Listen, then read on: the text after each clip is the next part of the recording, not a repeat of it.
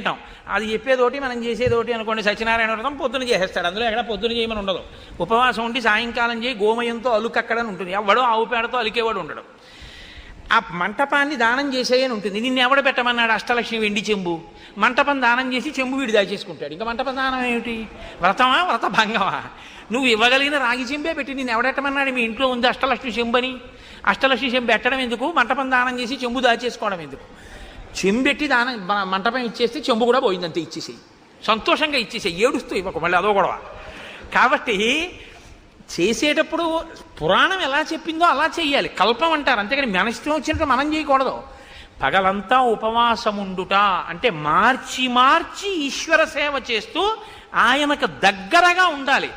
తిన్నది కూడా ఆయన ప్రసాదం తినాలి, ఆయనకి పెట్టగా మిగిలినది తినాలి. అంతేకాని మనకని వండుకుని తినేసింది తినకూడదు. ఆ రోజున ఈశ్వరుడికి